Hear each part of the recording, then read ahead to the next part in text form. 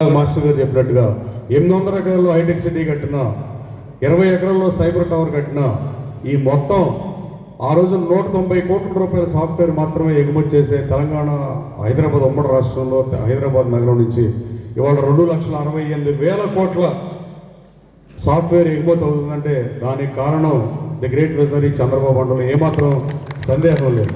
చంద్రబాబు నాయుడు గారు రాజకీయంగా విభజించవచ్చు, రాజకీయంగా తిట్టేవాళ్ళు ఉండొచ్చు, కానీ అడ్మినిస్ట్రేటర్గా తినడం మాత్రం దుర్మార్గం. ఎదురు పార్టీ ఎప్పుడైనా మంచిది సహజంగా చెప్పే పరిస్థితులు, బడ్జెట్ కూడా బాగుందని ప్రతిపక్ష పార్టీ చెప్పే మంచి రోజులు ఇంకా ఈ దేశంలో ఫ్యూచర్లో రావాలని కోరుకుంటూ, అలాగే ఆ రోజున 5,500 ఎకరాల్లో శంషాబాద్ ఎయిర్పోర్ట్ ప్లాన్ చేసిన, ఔటర్ రింగ్ రోడ్ ప్లాన్ చేసిన దారిశనత్తుకి నిదర్శనం. అలాగే ఇంజనీరింగ్ కాలేజీలు పదుల సంఖ్యలో 30-35 కాలేజీలు ఉన్న ఇంజనీరింగ్ కాలేజీలని 240 పెంచింది కూడా చంద్రబాబు నాయుడు గారు. అలాగే పెంచడం వల్లే ఐటీలో ఎంతమందికి ఉపాధి అవకాశాలు లభించిన పరిస్థితి. మీకు కూడా ఇన్ని ఉద్యోగాలు రావడానికి కారణం ఫస్ట్ మీ కఠోరమైన శ్రమ, కష్టపడి చదవడం, మీకు మంచి ఫ్యాకల్టీ ఉండడంతో పాటు మార్కెట్ కూడా సపోర్ట్ చేయాలి. ప్రపంచం ఇప్పుడు గ్లోబలైజేషన్లో చాలా చిన్న కుగ్రామంగా అయిపోయిన పరిస్థితి. వర్క్ ఫ్రమ్ హోమ్ కానీ, బయట కంట్రీలో జాబులు కానీ, మీరు ఎక్కడ జాబ్ చేరినా ఈ జాబ్లో కొన్ని సంవత్సరాలు చేసిన తర్వాత ఈ ఎక్స్పీరియన్స్ ఉపయోగించుకొని మరో కంపెనీకి మారితే మీ జీతం ఎట్టి పరిస్థితి పెరుగుతుంది. అంతే తప్ప గతంలో లాగా ఒకే కంపెనీలో చేరి అదే కంపెనీలో రిటైర్ అయిపోయే పరిస్థితులు వాటికి కాలం చెల్లింది. రాబోయే కాలంలో యువతకు ఉపాధి అవకాశాలే లక్ష్యంగా లోకేష్ బాబు పనిచేస్తున్నాడంటే ఏమాత్రం సందేహం లేదు.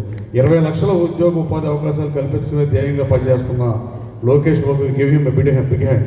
ఎందుకంటే తను విద్యాశాఖలో సంస్కరణలు దాంతోపాటు 20 లక్షల ఉద్యోగాలు కల్పించడం అంటే సాధారణమైన విషయం కాదు.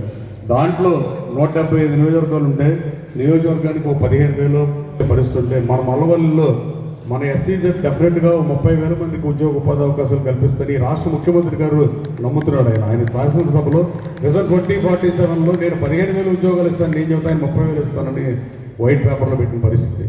రాబోయే కాలంలో మల్లవల్లి పారిశ్రామిక కారిడార్లో మీ ఫ్యూచర్, మీ కింద మీతో పాటు చదువుకునే మీ స్టూడెంట్స్, మీ జూనియర్స్ అందరికీ ఎక్కడికో వెళ్ళాల్సిన అవసరం ఉంటుందని నేను భావిస్తున్నాను. 4-5 ఏళ్లలో చాలామందికి మల్లవల్లిలో ఈ 2.4 lakhs కాకుండా 5 lakhs, 6 lakhs, 8 lakhs వచ్చే పరిస్థితులు 200% ఉంటాయని బలగొద్ది చెప్తున్నా.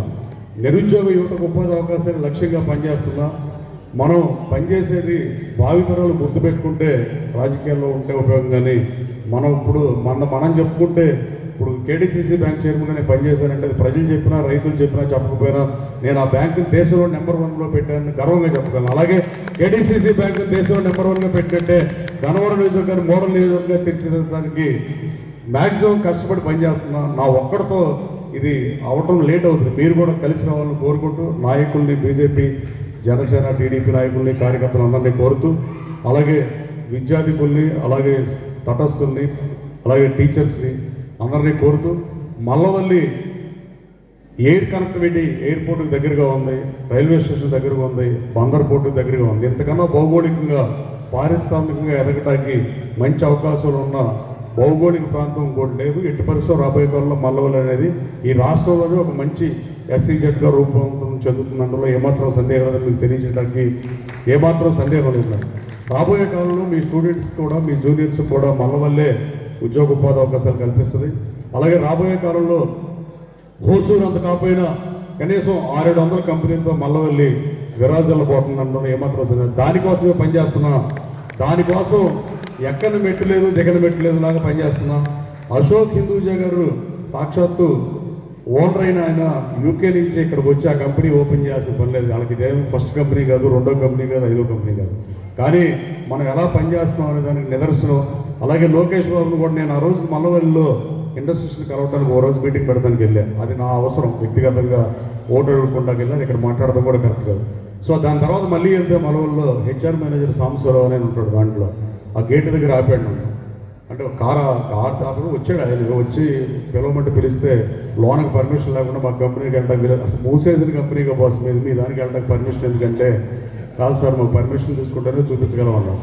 నేను ఆ రోజు నిజంగా చెప్పే అతనితో, హెచ్ఆర్ సాంబశివరావు గారు అన్న, ఈ కంపెనీని వచ్చేది మా ప్రభుత్వమే, అశోక్ లేలాండ్ని ఎట్టి పరిస్థితుల్లో తెరిపిస్తానని నేను ఎన్నికల మేనిఫెస్టోలో సూపర్ 6 గన్నవరంలో పెట్టా. ఎట్టి పరిస్థితుల్లో ఇది లోకేష్ బాబుని తీసుకొచ్చి ఓపెన్ చేపిస్తా, ఆ రోజు నువ్వే గేట్ తెస్తావని చెప్పా. అది యథార్థంగా 3 రోజుల క్రితం నిజమైంది. అది హెచ్ఆర్ సాంబశివరావు